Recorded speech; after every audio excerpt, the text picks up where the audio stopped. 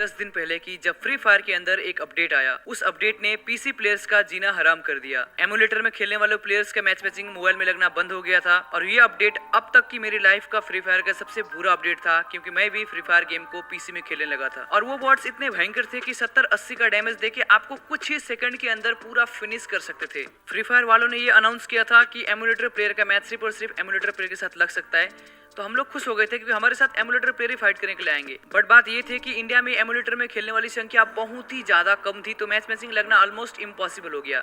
कोई भी mobile player मेरे साथ खेलना नहीं चाहता था क्योंकि उनको मैच मैचिंग नहीं लगता था और सारे के सारे लोग मुझे आके इमोट दिखा के हंस के चले जाते थे, जिसने मुझे काफ़ी ज़्यादा सैड कर दिया।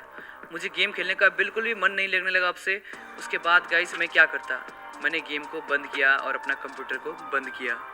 तो इस अपडेट ने बाकी क्रिएटर के साथ साथ मुझे भी काफी बड़ा झटका दिया और मैं सोचने लगा कि अब मैं क्या करूं। क्या मुझे कोलैब वीडियो डालना चाहिए, क्या मुझे कस्टम रूम गेम प्ले डालना चाहिए, क्या फ्री फायर इस अपडेट को जल्द से जल्द ठीक करेगा, या फिर मुझे मोबाइल पे शिफ्ट हो जाना चाहिए। और इसी प्रकार के बहुत सारे क्वेश्चंस मेरे दिमाग में चलने लगा और मुझे बहुत ज्यादा टेंशन होने लगा।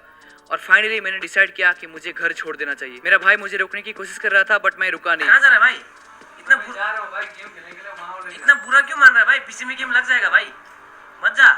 फिर मैंने डिसाइड किया मैं अपने दिल को ठंडा करने के लिए मैं जाता हूँ पहाड़ों में। अपनी दर्द को छुपाने के लिए अपने दोस्तों के साथ मैं पहाड़ों में गया, बट वहाँ पर भी गाइस मुझे फ्री फायर बार बार सताती रही। मैं चाहता था कि मैं मोबाइल पे फुल्ली शिफ्ट हो जाऊँ, बट पहाड़ों में इंटरनेट कहाँ मिलता है यार।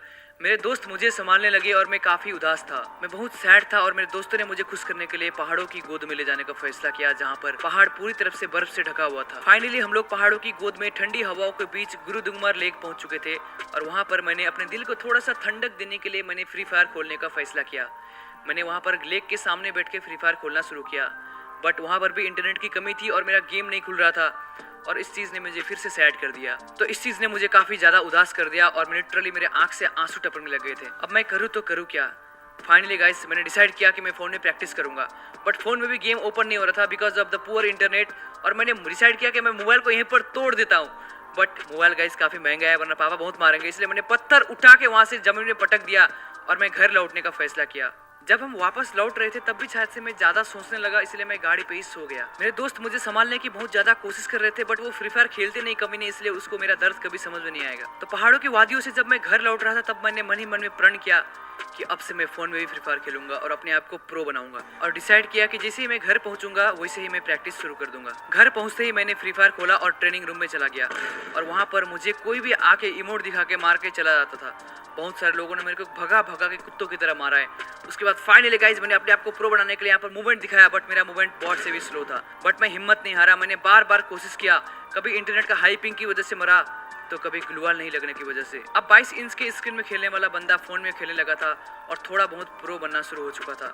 वो ड्रैग मारने की कोशिश कर रहा था बट उसका ड्रैग घुटनों के ऊपर नहीं जा रहा था। फाइनली कुछ घंटों की मेहनत के बाद यहाँ पर मेरा हेडशॉट लगना शुरू हो गया था। उसके बाद अमित भाई यहाँ पर फोन पे मचाने लगे थे। हेडशॉट के बाद यहाँ पर मेरे को मेन प्रैक्टिस था ग्लूवाल का, जो कि मैं थोड़ा बहुत यहाँ पर सीख चुका था और क्लोज रेंज पे भी मैं हेडशॉट मारना थोड़ा बहुत सीख रहा था। उसके बाद मैंने ट्रेनिंग रूम पे ओनली हेडशॉट चैलेंज करने का फैसला किया और बहुत सारे लोगों को हेडशॉट मारने लगा। अब मैं इतना प्रो हो चुका था कि रोमियो मानिया वगैरह सब लोग एक साथ भी आ जाए तो सबको मैं हेडशॉट मार सकता था। अब फाइनली यहाँ पर चैलेंज किंग से मैं बन चुका था मोबाइल में हेडशॉट किंग। मैं लिटरली हाथ से क्या, मैं पैर से भी हेडशॉट मार सकता था। पैर से तो छोड़ो यार, मैं अपने नाक से भी हेडशॉट मार सकता था। मैं इतना प्रो बन चुका था। बट अब मेरे पास फ्री फायर खेलने के लिए कोई दोस्त नहीं था। तब मुझे फोन आता यहाँ पर अज्जू भाई की। अज्जू भाई का जब फोन आया तो मेरे मन में खुशियां भी थी और दुख भी था। पता नहीं अज्जू भाई ने क्यों फोन किया और मैंने फोन उठाया और अज्जू भाई ने मुझे बोला, हेलो अमित भाई, आ जाओ साथ में वीडियो बना दे।